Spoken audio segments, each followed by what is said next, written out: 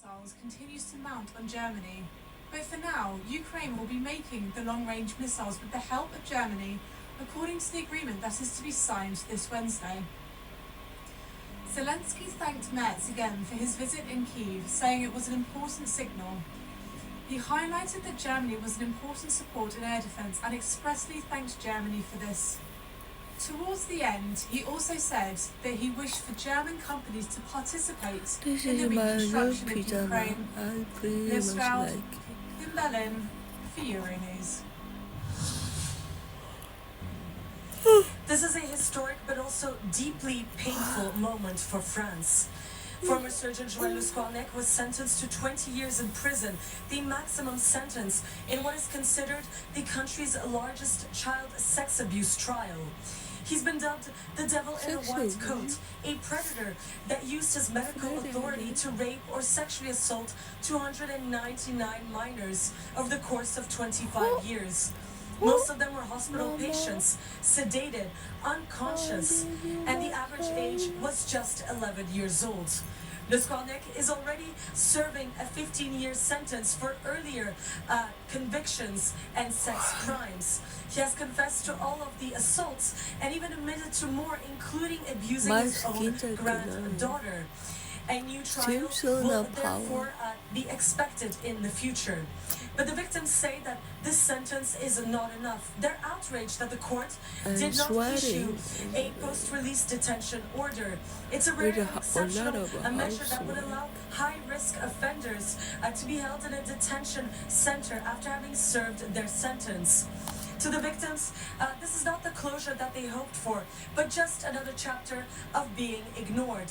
They're now calling on French politicians to take responsibility.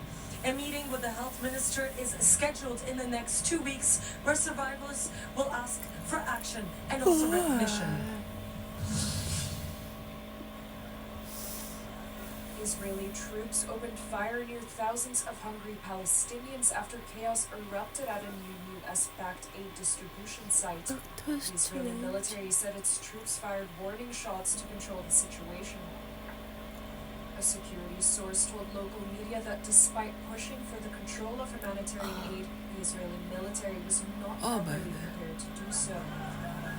Palestinians have become desperate for food after an 11-week siege by Israel and a continuing humanitarian aid blockade pushed Gaza to the brink of famine. After almost 3 months, Israel agreed to allow a trickle of aid into the Strip, which humanitarian organizations have criticized as not enough. The aid hub outside of Rafah had been opened the day before by the Gaza Humanitarian Foundation. They assumed responsibility for managing aid from other international organizations such as the United Nations, who have highly criticized the program. Prior to its launch, the leader of the foundation unexpectedly resigned. He said it had become clear that the organization would not adhere to the humanitarian principles of humanity, neutrality, impartiality, and independence. Russia has gathered more than 50,000 troops at the border with Ukraine's northeastern Sumy region. That is according to President Volodymyr Zelensky. The Ukrainian leader claims Moscow wants to create a buffer zone of about 10 kilometers deep into Ukraine. Last week, Russian President Vladimir Putin announced a buffer zone would be established along the Kursk, Belgorod, and Bryansk regions. Moscow has intensified its military efforts towards the Sumy region in the past few weeks. Ukraine confirmed that Russia captured 4 villages in the region recently. The Ukrainian military also warned that Russia may be preparing new attacks on Kharkiv as Moscow gathered its troops close to the border with the region.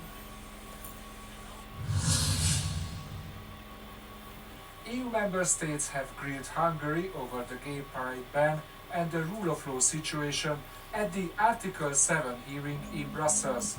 Hungary has lately banned the gay pride and plans to put more pressure on foreign-funded NGOs and media.